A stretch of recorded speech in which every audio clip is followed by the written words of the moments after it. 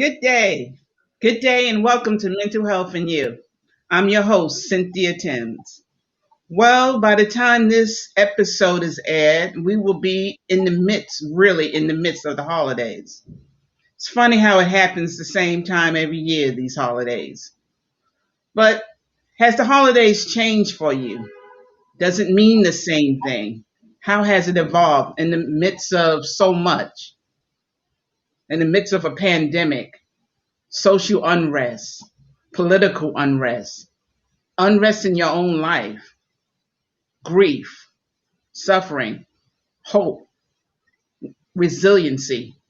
Where does all of that fit into this new reality of yours, this new reality of ours? To help me kind of sort it out, if it's possible, is Denise Rogers, sorry, peer support specialist for over 5 years, an artist. She's going to help me, and hopefully, we're going to try to figure this all out somehow, some way. Welcome to Mental Health and You, Denise. Thank you, Cynthia. It's always a pleasure. Thank you so much. Thank you so much for being a part of the show. As I stated in my introduction, at least I tried to, the holidays are upon us once again. It happens this time every year, but this year seems sort of different. Maybe the more things change, the more things stay the same, but it doesn't seem the same. I introduce you. You're a peer specialist, certified peer specialist in New York State. You're an artist of so many years. What does the holidays mean to you? And how has it changed, if any? I think when it comes to the holiday, we are used to people being cheerful. We are used to people sometimes defining themselves by holiday cheer. Hmm. But on my own personal note, I think it's not a time for us to think of what's less, but actually what's more. An opportunity to, I like to say, redefine yourself. Yes. We know there's been a difficult time for every single person in this past year, many challenges. But instead, think about what's less. Think about what's more. Opportunity to reinvent yourself. Opportunity to use more self-care. Opportunity to know who is that person. And as a peer specialist, I like to help people find not what's wrong, but what to concentrate on that's right. And this holiday season, especially, not only giving thanks and looking forward to the holidays, but looking forward to the person you want to be. I think that's of Yes. major importance. You said something there, Denise, the person that you want to be. On this show, we talk about often becoming the person that you want to be in the midst of a lot. To just remind our viewers, if they don't already know, Denise, what is a peer specialist? A peer specialist is someone actually who has experience for their own challenges of mental health and also has professional training in the field of mental health. It's like I like to tell people when they ask me what I do, you get the best of both worlds. That's professional mental health because I am New York State certified, and also for my own personal mental health challenges, or I like to say issues of concern. Yes. Very good. Yes, indeed. Yes, indeed. Yes, indeed. Um, you're an artist. That's one of the ways that we reimagine ourselves. I'm also an artist. I can't, Denise, I can't even imagine a world without art. It's been a source of strength. It's been a source of inspiration to me. It's been, I dare say, so much to me. What has your art meant to you, particularly in the realm of peer support? It's been able to, sometimes you can't say the words when you're going through maybe a mental health challenge, in the moment. But you could express yourself in art. Could be the simplest things. It could be getting a coloring book from a discount store. Having Yes. the freedom to choose the colors, color inside the lines, outside the lines. It could be going to the store and buying a 99-cent watercolor set. and Yes. expressing the way you feel at that moment. Turning on the music. For me, art has always been an art form to release. Mm. On music, I get to choose what I need to do. Which, if I want to paint, let's say, for example, the apple red, blue, green, orange, I can because it's all about expression. It's all about taking your emotions, putting it on paper, being able to make a choice for yourself, part of self help. And in the mental health community, I think encouraging people in mental health is part of helping them learn how to begin that journey of self help. Absolutely. Absolutely. I agree. I agree. But also in the midst of that, Denise, we can't ignore there's also been a time of a lot of change, Yes. sometimes painful, grief. Not only the grief as in the loss of a loved one, but as in the loss of just things that you held dear. Maybe the loss of a job, maybe the loss of a home, maybe other hopes and dreams that you had. In this time, how can how can mental health address grief? I would say to understand that grief has no limitation. There is Mm, no expiration date. It is a yeah, process, whether that grief is for a loved one or a job or even the way you used to live yes, before this past year. Grief could be processed, and what I apply to myself is when those moments come, it's just like every season changes. This mm, season, grief will change. yes, It may be a matter as something as simple as realizing that day turns into night, night turns into day. For myself, besides my art, it has been that journey of faith. I like to say a Buddhist saying that I actually adore, and that is that winter always turns to spring. Never in the yes, seasons of the world has there yes, ever been no winter or no spring. And yes, if the seasons can change, so can my way of thinking, my way of feeling, my way of yes, expressing myself. And then sometimes maybe I could even, simple as the person walking down the street, help them change the season. A smile, a thank you. So when it indeed, comes to grief, it's a process. It is something that unfortunately every life may have that experience. But also remember that this is like a season. It will pass. But it's up to me and what I choose to do during that time. I could take the grief and hmm, I could develop myself, my self care during that time. So I may be able to help others. very good. The process. Yes, that's great. It's a process. I like that. What you said, the Buddhist saying, winter changes and turns to spring. Yes. Night changes to day. And then in my own, recovery, in my own grief, I have to remember that too, Denise. There's been dark days in my peer support, just dealing with my own grief and dealing with the grief of others, Mm. the clients and the patients that I deal with and try to support on a regular basis. So I have to remember that as well. I have to remember that as well. For me, art, as I said, I can't imagine a world without art. And even in my grief, there's art. Even in my sorrow, there's art. Even as I walk through the trenches, there's art. And I find that it's been helpful. I find that there's art everywhere. And even when I don't feel well, even when I don't feel like sometimes getting out of bed, Denise, I got to realize, and I realize I'm grateful to get out of bed. I'm grateful of the sunlight coming through the blinds. I'm grateful for the breezes. I'm grateful for that cup of coffee or that cup of tea, that drink of water. And all of that is art to me. And there's a beauty and there's a serenity in it, even in my sorrow, even in my grief. So thank you so much for sharing. So, art in grief, art and peer support.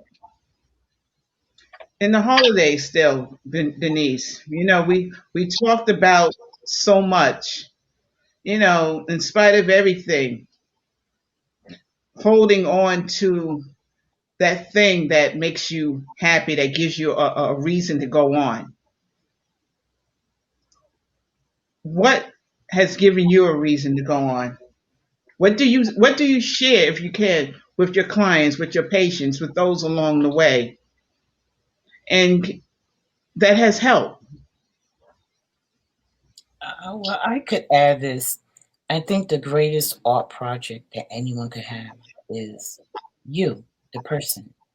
Yes. You are the person who creates. You are the person who, and I may borrow these words, actions speak louder than words. So Hmm. as you go through every day creating your life, you are creating a work of art.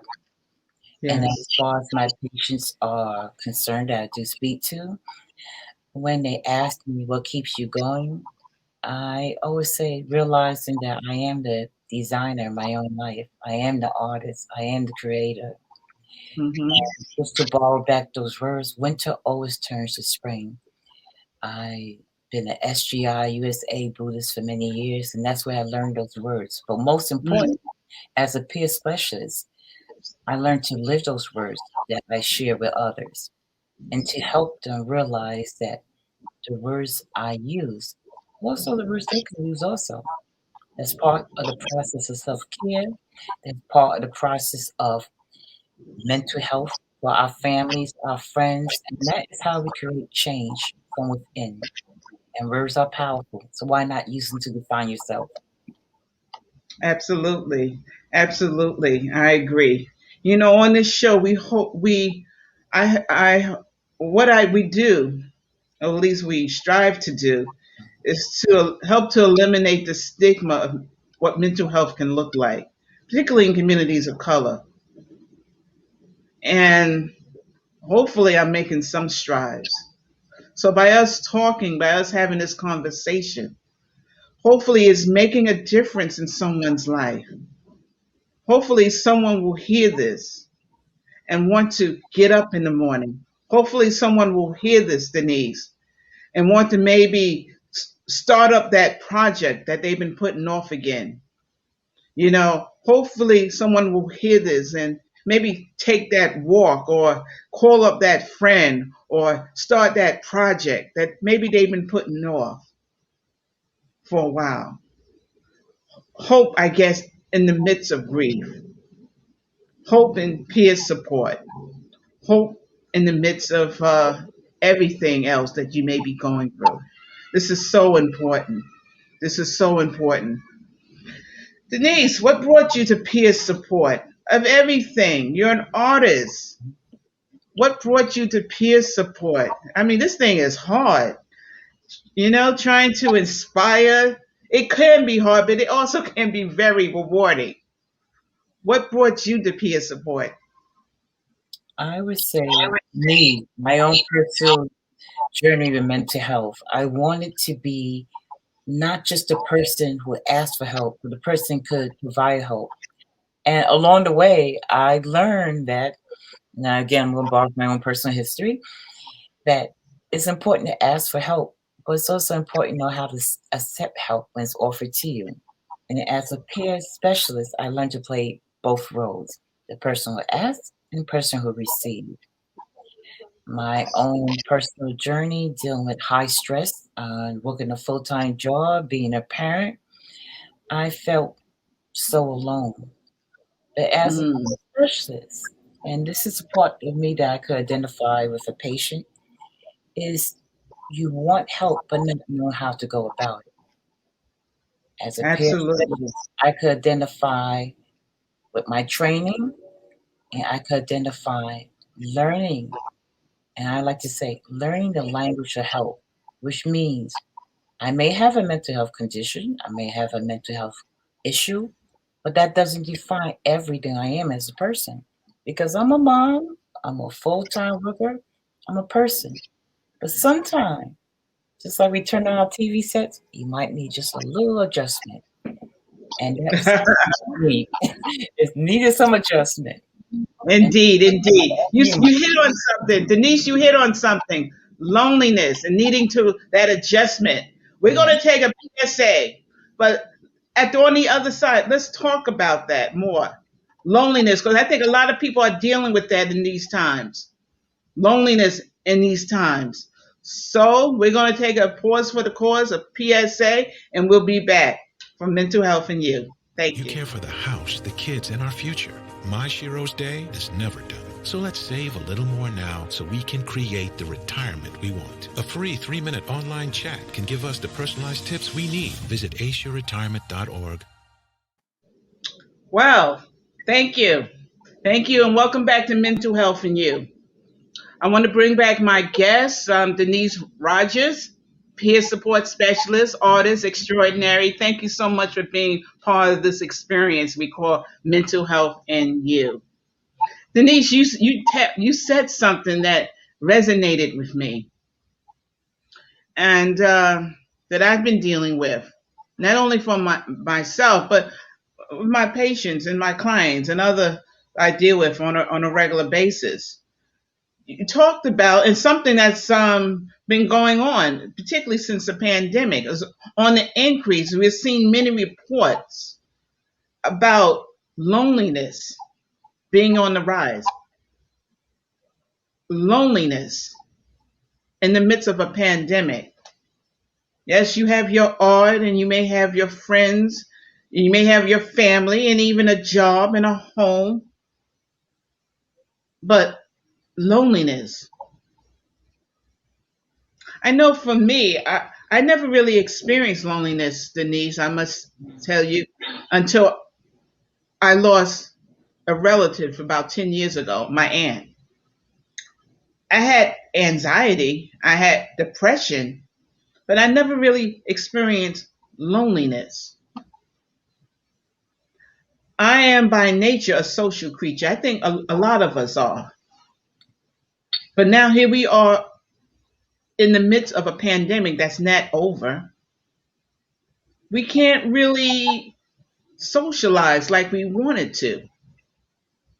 The senior citizen center is not open yet. Schools are just maybe getting back into functioning in class. Houses of worship, we can just start getting back with our friends and family, socializing, maybe in a restaurant if we dare. But I want to ask, you mentioned loneliness, and I thought that was interesting. And that hit me so personally. Was there a time in your life that you experienced loneliness, and how did that feel? And how did you come out of it if you had? I would say yes, I have experienced loneliness. Sometimes when you have a mental health condition, you Yes. may feel that people, when you do open up, may say, "Oh, you're just having a bad day." But Mm-hmm. it felt very lonely that no one could identify what I was going through. I Mm-hmm. also realized that those are the days, those are the opportunities. Instead of feeling lonely, maybe I need to help them to understand so they could help me. That it may be more, depression may be more than just having a difficult day. It may Yes. mean I need to express myself.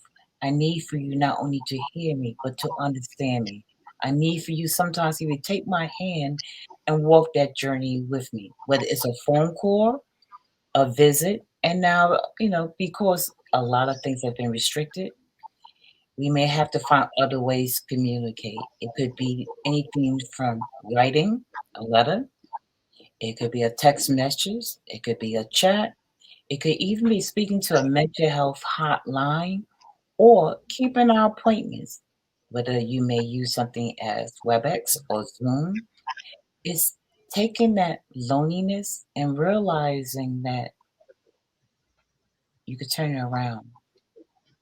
Just put that hand out and make an effort. And in making the effort, you might surprise yourself to find out that others all experience the same thing.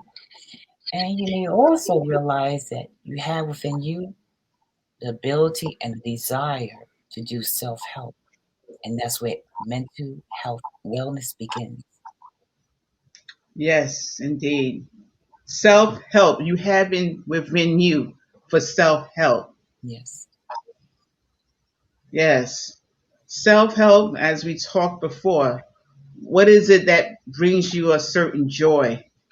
Or just everyday things. Self help, getting up and taking a shower. Maybe that cup of coffee, that cup of tea, putting clean clothes on, maybe going out and feeling the breeze. Maybe that phone call, as you put it. What can make us feel less lonely?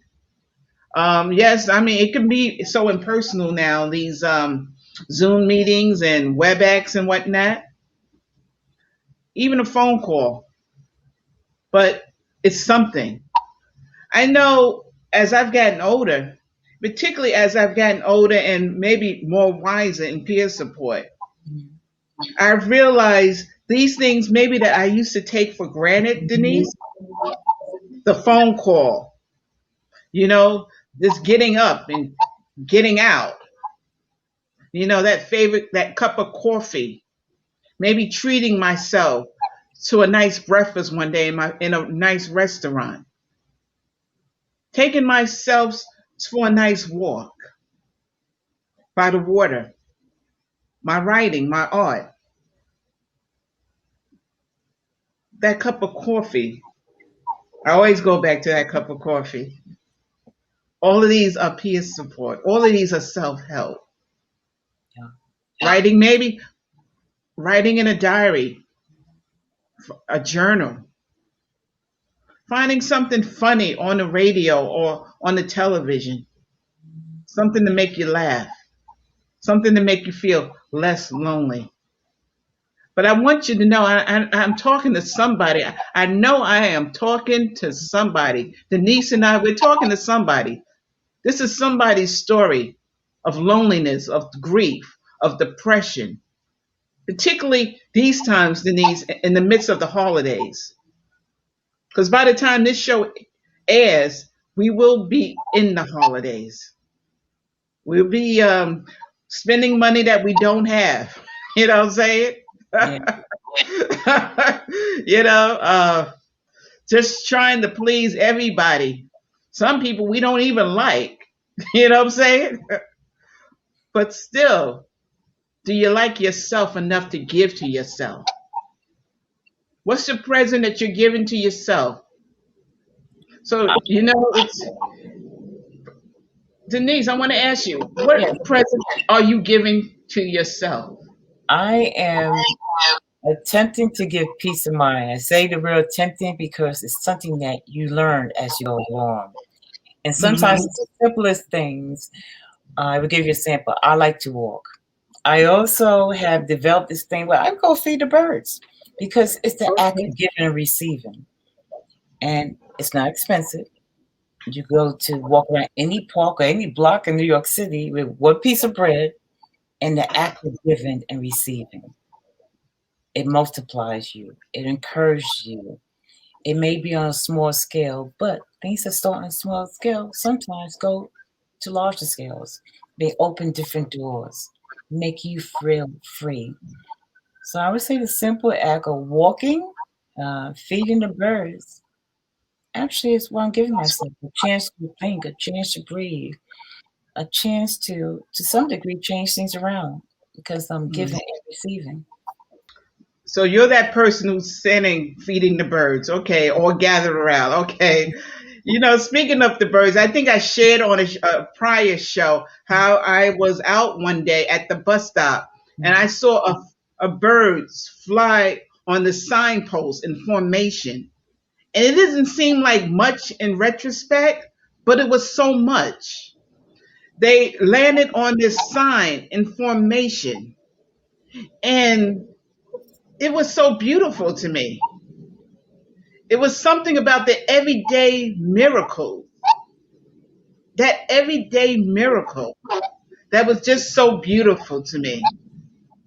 And I guess when you start to think about miracles or think about life in those ways, you know, miracles doesn't have to be big thing, but everyday things that we see every day. The birds that you feed, Mhm. the sky so beautiful, the stars, the rain, the sun that's on our faces, the breezes, that wonderful cup of coffee, that breakfast, that somebody who says hello or you say hello to, that kind word. All these things are self care. And it's just a way of getting out and getting out of yourself and just admiring. Because it seems to me, Denise, as we're going on in this life, we're going on in this pandemic that's not quite over. Some people may think it's over, but it's not quite over. You agree? I ask, how has it changed you? How has it changed the priorities in your life? I would say change me in a way that I'm sorry, change me in a way that it made me feel that there's hope. And I know that may be difficult sometimes for people to realize there's hope. But simple thing, I'm sorry that my hair's getting in my face. It's so good. Simple It's things so good. to show you that we live, right? Simple things. This is I, live TV. This is yes, live TV. It's keep it real, Denise. yes, Keep it real. I agree with it. That's keeping it real is realizing that every day there's change. Every day taking the slightest possibility and finding hope. Like you said, you saw the birds. That was like a chain reaction to make you think about the wonders of the universe. Every day Indeed. waking up, every day making a goal. Whether you succeed that goal or not, you have the ability to at least think about it and make the attempt to achieve it. If not today, tomorrow. But it's the ongoing feeling that change will happen. Just like the weather changed, just like the season changed, so can people. But again, it's realizing there are things in nature, the birds flying, the sky blue, seeing the Yes. stars at night, and that you have that ability to appreciate those small things, and they could lead to bigger things in life. So I would To say lead to that's bigger about things in life. Denise, we're going to have to run. We're going to have to end it. But I thank you so much again for being a part of mental health in you, being thank a part you. of mental and giving hope and giving light and giving just so much. I Thank you. want to thank Bronxnet, and I want to thank everyone who's been part of this experience. I wish you peace and light. I wish you love from mental health and you. Thank you so much.